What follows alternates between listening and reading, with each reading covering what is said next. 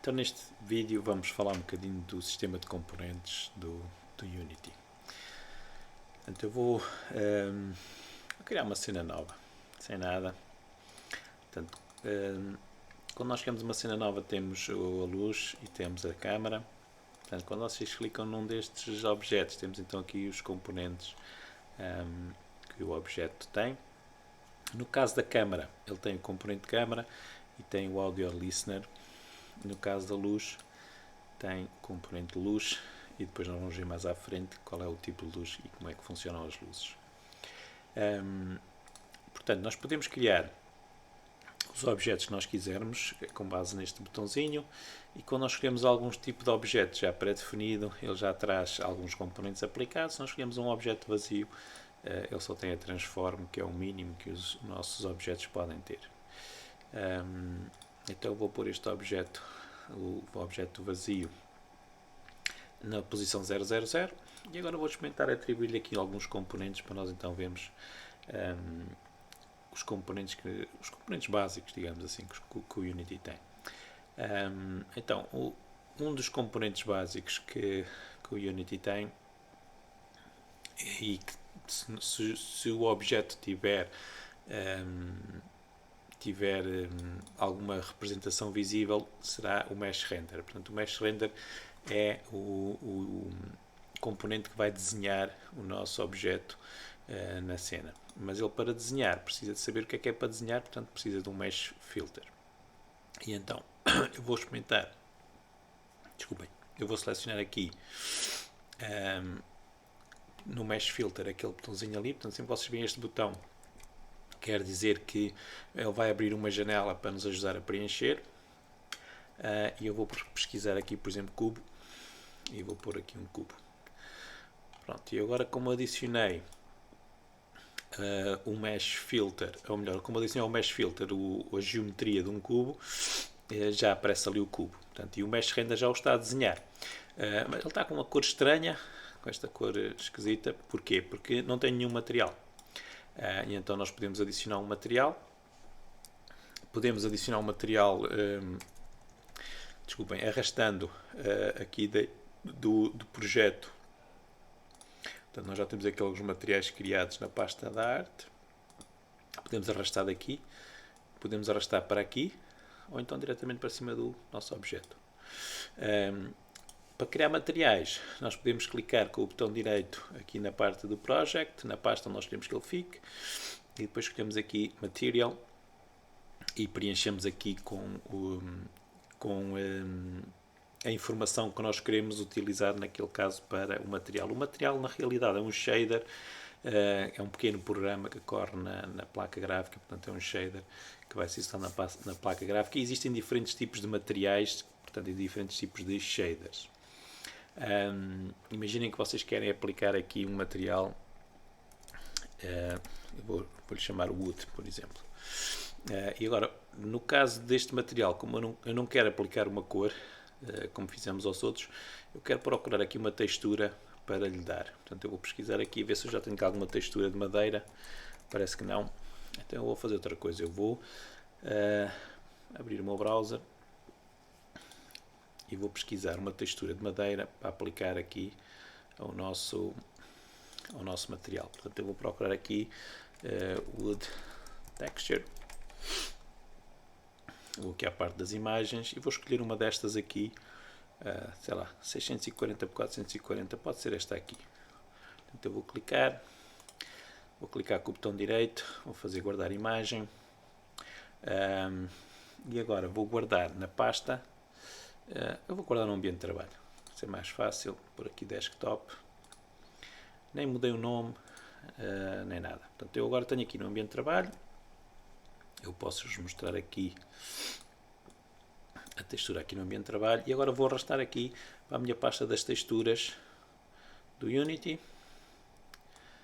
Pronto, o Unity já importou. Se eu for aqui agora à pasta das texturas, cá está ela. E eu agora posso ir aqui ao meu material e tenho duas hipóteses. Posso arrastar diretamente daqui para ali, para aquele quadradinho, ou então posso clicar aqui e depois selecionar lá aqui. Pronto, e agora com este material já posso arrastar para cima do meu cubo, e vocês podem ver que tenho agora um cubo que parece ser feito de madeira. Neste caso até correu bem, porque a madeira até alinhou bem, mas nem sempre isto acontece. Portanto, os materiais, quando são aplicados assim como eu fiz, eles são aplicados sem ter aquilo que nós chamamos as UVs, portanto, sem aplicarmos as coordenadas que controlam como a textura vai ser aplicada no modelo. Portanto, como isto é um cubo e a textura também é um quadrado, portanto, ela encaixou bem e ficou bem cá. Portanto, e passamos então agora a ter o nosso cubo aqui na nossa cena. Eu vou mudar aqui o nome para cubo. Agora, este cubo ainda não tem uma componente física. Por exemplo, se eu adicionar aqui um plano, eu vou adicionar aqui um plano e vou pôr o plano em 000 também. Portanto, ele fica aqui assim. Vou pegar no meu cubo e vou puxá-lo assim mais para cima. E agora vou aqui procurar o meu FPS Controller e vou pô-lo na cena. Pronto, cá está ele. Vou puxá-lo para cima também para ele não cair. Portanto, o FPS Controller. E vou apagar esta main câmera, porque o FPS Controller, como vocês sabem, tem uma câmera. Portanto, apaguei. E agora vou mandar executar. E vamos ver o que é que acontece quando eu tentar atravessar o cubo. Portanto, vocês podem ver, eu estou a atravessar o cubo sem colidir com ele. Porque é que isto acontece? Porque o cubo tem até agora a componente visual, digamos assim. Portanto, tem o material, tem o render, tem a estrutura da geometria, portanto tem aqui a mesh. No entanto, não tem a componente física. E então vamos aqui adicionar um collider. Portanto, os colliders são os componentes de física que podem ser aplicados aos nossos objetos para lhe dar então essa sensação de que eles existem no mundo 3D e que têm componentes de física.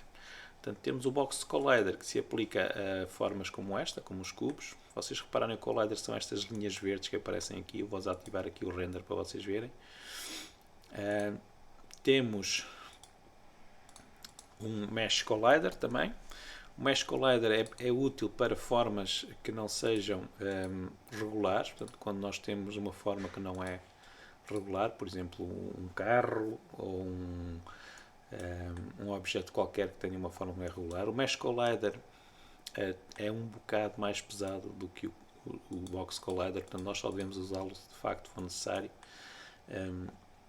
Por vezes basta um Box Collider para dar a sensação de que aquele objeto está a colidir, porque a maior parte das vezes o player não vai saber se ele está a colidir em todas as faces e se as faces estão exatamente alinhadas. Portanto, por exemplo, se fosse uma casa e o player estiver aqui em baixo, ele não sabe se ali em cima, por exemplo, se for o telhado, se o collider está de acordo com o telhado ou não está. Portanto, muitas das vezes nós usamos um Box Collider para aquilo que nós pudermos e só quando não pudermos usar o Box Collider é que usamos o Mesh Collider. Eu vou remover aqui o Mesh Collider, deixar estar o Box. E depois temos outros colliders, por exemplo, temos o Character Controller, que é um collider especial. Se vocês repararem, o Character Controller faz esta forma de cápsula, que nós também podemos aplicar. Portanto, também existe aqui nos colliders o Capsule Collider, existe o Sphere Collider, e são estes aqueles que mais usamos. Atenção que aqueles que dizem 2D é para usar em jogos 2D e não em jogos com componentes de 3D. Portanto, eu agora já lhe apliquei o Box Collider e se eu agora tentar atravessá-lo, já não devo conseguir atravessá-lo, porque agora o Unity já vai detectar as colisões entre o Character Controller e o cubo. No entanto, se vocês repararem, se vocês pegarem no cubo e o colocarem assim no ar, vocês vão ver que ele não cai. Portanto, ele agora tem uma forma física, digamos assim, no entanto, ele ainda não respeita todas as regras da física. Portanto, a gravidade para ele é uma coisa que não existe. E quando nós queremos que um objeto respeite as regras da física, então nós temos que adicionar outro componente que é o Rigid Body. Portanto, um Rigid Body faz com que um objeto passe a estar sob o controle do motor de física do Unity. Portanto, e ele agora, se nós executarmos, vocês vão ver que ele já vai cair. Portanto, já vai respeitar a gravidade e ele caiu. No entanto, eu não consigo agora, agora eu consigo, melhor dizendo, eu consigo agora empurrá-lo. Então, se vocês repararem, eu vou contra ele e empurro. Atenção que isto é graças ao FPS Controller e é o código que o Unity nos colocou aqui, porque está a fazer com que quando eu colido contra um objeto, ele empurra-o, portanto ele aplica-lhe uma força, nós vamos ver isso também mais à frente, e ele empurra-o para a frente. Isto tem que ser feito por código, ok? Mas depois nós vamos ver também esses pormenores. Agora, eu consigo empurrá-lo também graças às características que ele tem aqui. Portanto, se vocês repararem, eu posso desativar a gravidade para este objeto e ele agora assim já não vai cair. E se eu colidir contra ele, ele deve continuar a voar. Então, é como se ele estivesse no espaço.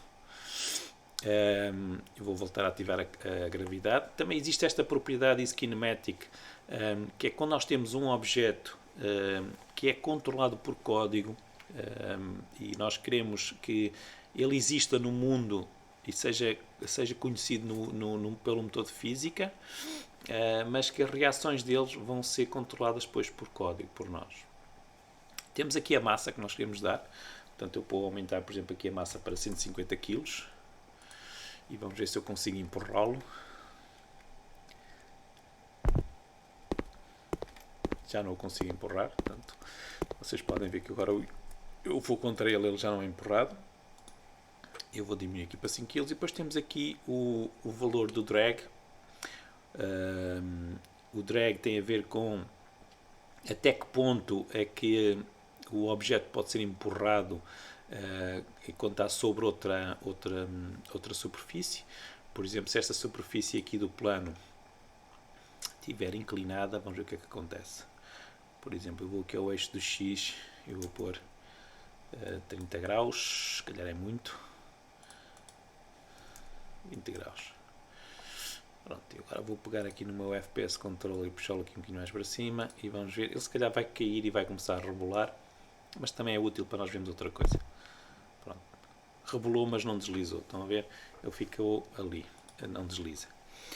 Se vocês quiserem, se aumentarem aqui o drag, vão ver que a fricção vai ser maior, portanto ele vai resistir mais a ser empurrado ou não. Mas também tem a ver com outra coisa, que é o material de física que está a ser usado. Se vocês repararem, há aqui um campo que é o material, e nós podemos criar materiais de física da mesma maneira que nós criamos materiais aqui. Portanto, botão direito Physic Material, está aqui em baixo, e depois vocês têm aqui até que ponto é que ele tem fricção ou não. Vamos ver o que é que acontece se eu reduzir agora tudo para 0. E também podem definir se ele é bounciness ou não, portanto, se é uma bola, se ele vai saltar ou não quando colidir contra outro objeto. Portanto, não sei se dá para ver, mas ele agora deslizou um bocadinho. Portanto, eu vou voltar a executar. Ele deslizou um bocadinho. Estão a ver? Portanto, porque eu apliquei-lhe o material de física e coloquei que ele não tem fricção.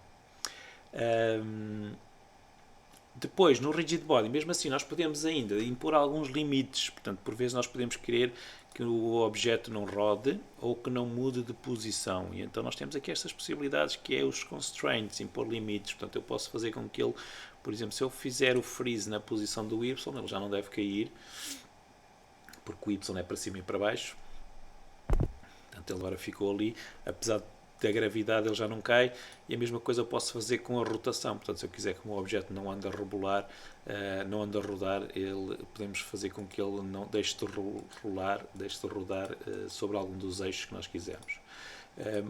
Por fim, temos aqui também a maneira como as colisões vão ser detectadas, se há interpolação ou extrapolação. Isto tem a ver com até que ponto é que o Unity vai conseguir prever que um objeto vai colidir antes de ele chegar lá, e também o método de detecção das colisões. Por vezes, quando nós temos objetos que são muito rápidos, por exemplo uma bala, uma bola, o método de discreto, de detecção de colisões discreto, não é suficiente, então temos que pôr ou o continuous dynamic ou o especulativo. Portanto, dependendo da situação, nós neste trabalho vamos ter aí umas bolas para nós atirarmos e se calhar vamos ter que mudar precisamente a maneira de detecção de colisões para que os objetos não atravessem as paredes, as bolas não atravessem as paredes. Já agora só vos mostrar aqui mais uma coisa. Aqui nas definições do projeto há aqui as definições de física.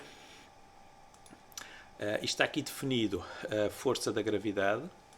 Portanto, está aqui os parâmetros da força da gravidade. Se vocês quiserem fazer um jogo com parâmetros completamente diferentes daqueles que nós usamos na Terra, podem vir aqui e manipular isto. E também está definido aqui, deixem cá ver,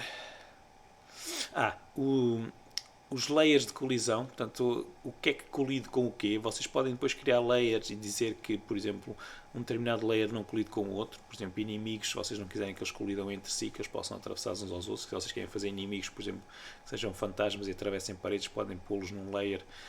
Os layers são definidos aqui no Inspector. E podem usar esta técnica para evitar que os inimigos colidam. E depois ainda há aqui outras opções que são importantes, nomeadamente esta Sleep Threshold. Portanto, isto aqui é o valor mínimo de energia que vai fazer com que abaixo deste valor o Unity vai considerar que aquele objeto está adormecido e por isso não o vai manipular pelas leis da física. E ainda havia aqui outra propriedade que eu vos queria mostrar, que eu agora não estou aqui a encontrar, que é a velocidade a que os cálculos de física estão a ser executados. Essa opção existe alguns por aqui, mas isto foi remodelado e eu agora não encontro.